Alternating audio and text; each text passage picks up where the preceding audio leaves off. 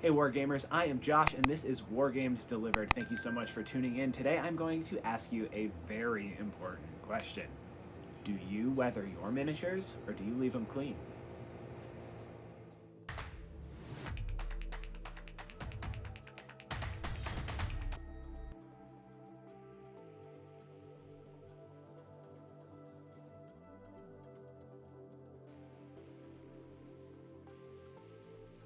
Once we've got all the pieces cut off the sprue, we're going to run through the assembly process real quick. I'm going to let you enjoy the music while this is going on.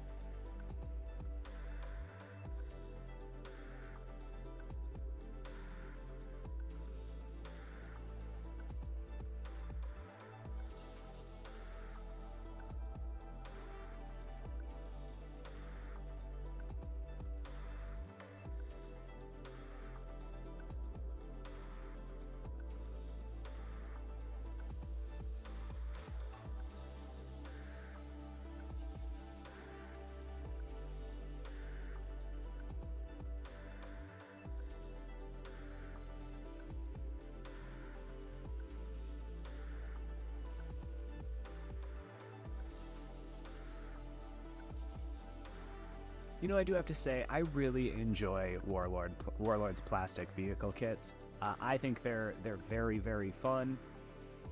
They come out with a surprising amount of detail in the end result, and I really like that. We're going to move over to priming. We're going to start with the Army Painter Matte Black Primer.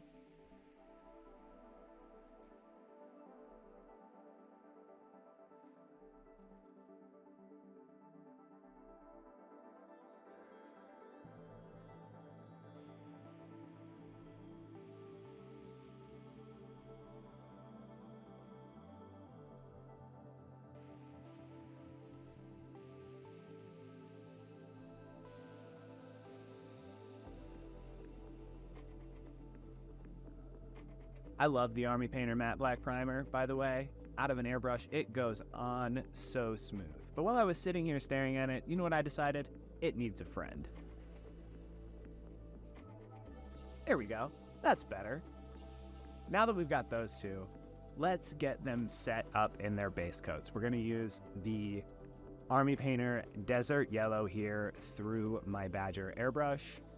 We're going to spray it on nice and light at first, and then come back through with a secondary coat that's a little bit thicker.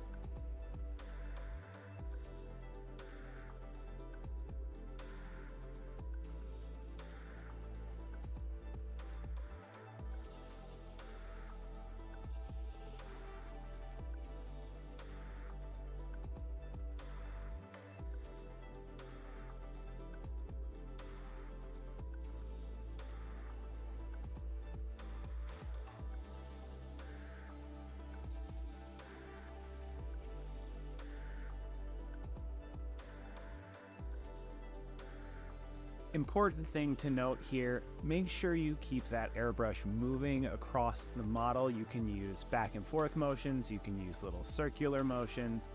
There's no real wrong way, just make sure you keep it moving.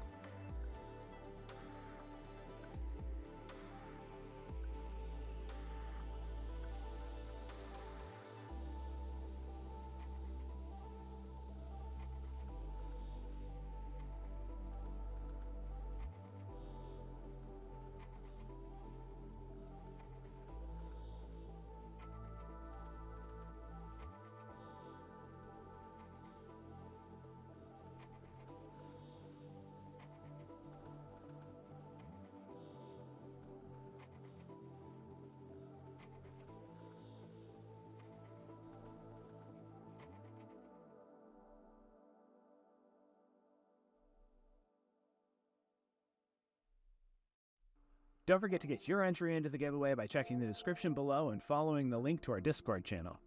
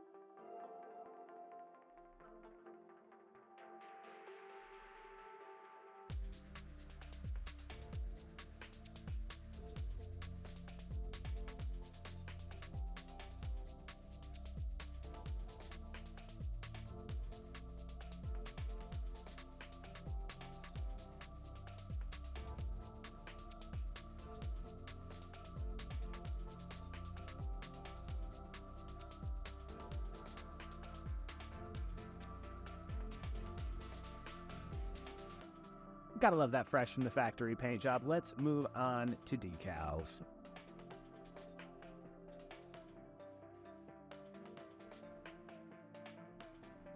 We're gonna get those decals soaking in some lukewarm water, and while that's going on, we're gonna go add some paint to the tires. I chose Necromancer's Cloak. It is honestly my favorite, and I mean favorite, tire color. Reads as black, but is actually just a nice dark gray.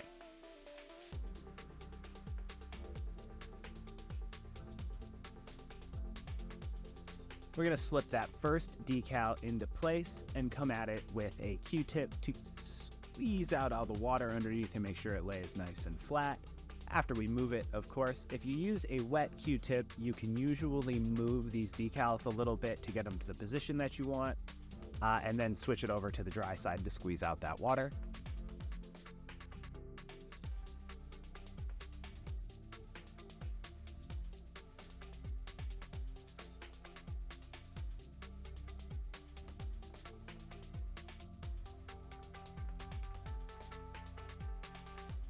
I'm firmly in the camp that you don't need any additional products to get decals to lie flat.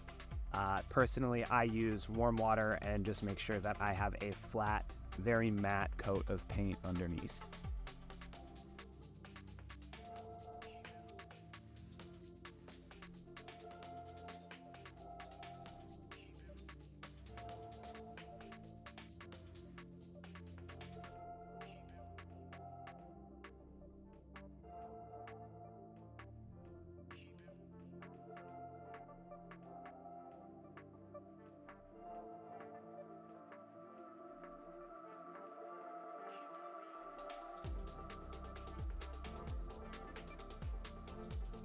Make sure you check us out on the web so you can get your hands on all of the paints and miniatures that I used in this video. www.wargamesdelivered.com. Link in the description below.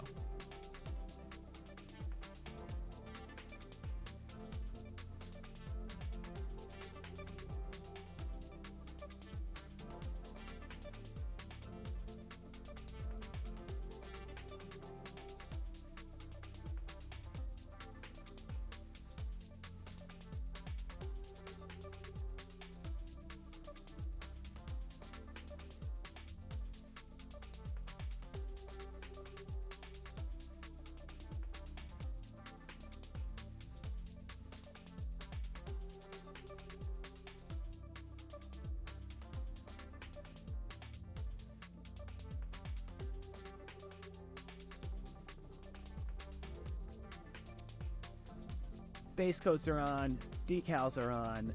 Let's start painting up some decals and ask ourselves that question: to weather or not to weather?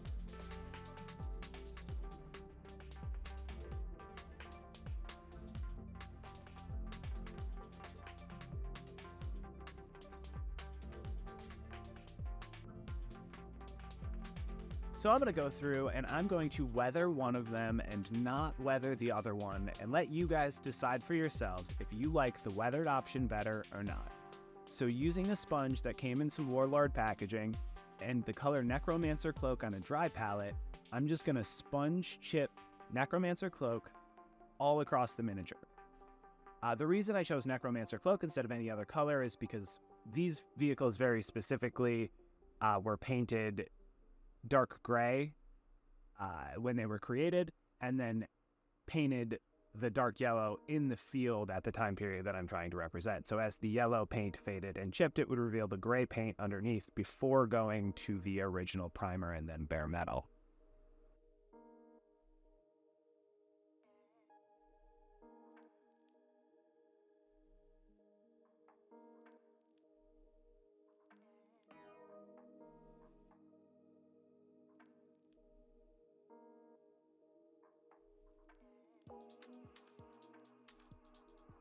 We're going to throw some gunmetal on that same dry palette, and we are going to use the same technique and the same sponge right across the same model, mixing up that black and gray to get a little bit more variety in our splotches.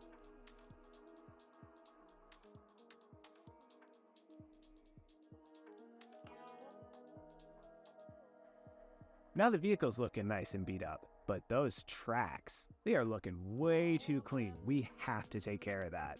So we're going to switch over to some texture paints, and we are going to start with a dark gray texture paint.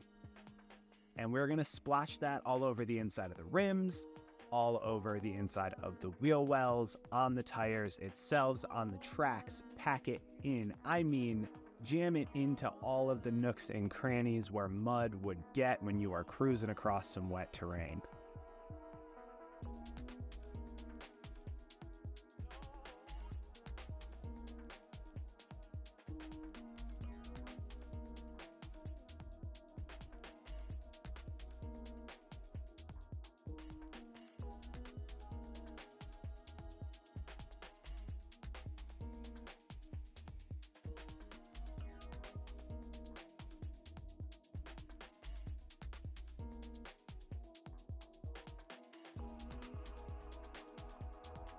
Don't be afraid to load it in there and really pack it in. Move it around and make it as random as you can. Mud is deep, folks. Real deep sometimes. And it gets everywhere.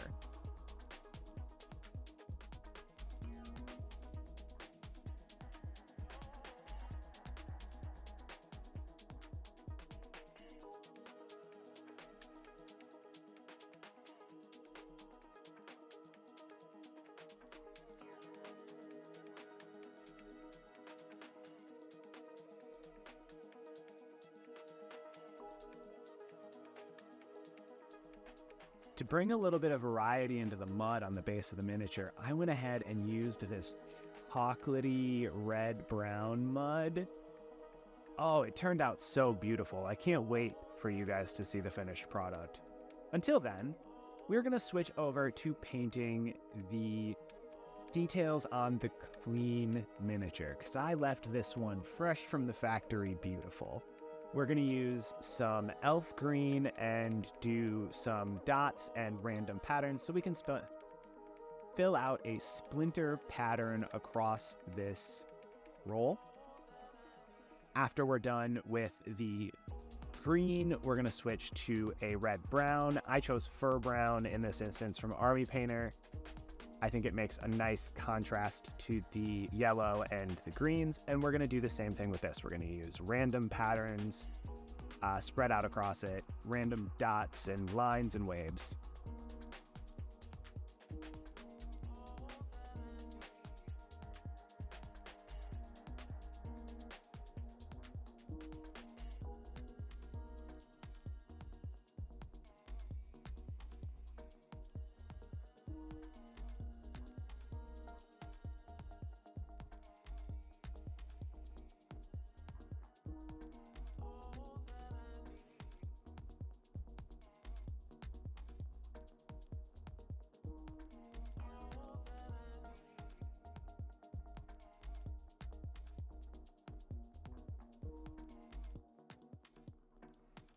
Thank you so much for joining me on this adventure while we ask the question whether you should weather your miniatures or not.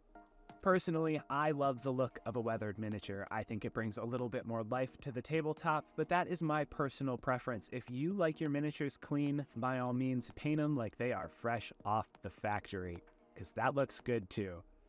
I'm Josh. This is Wargames Delivered. Thank you so much, and until next time, we will see you on the tabletop.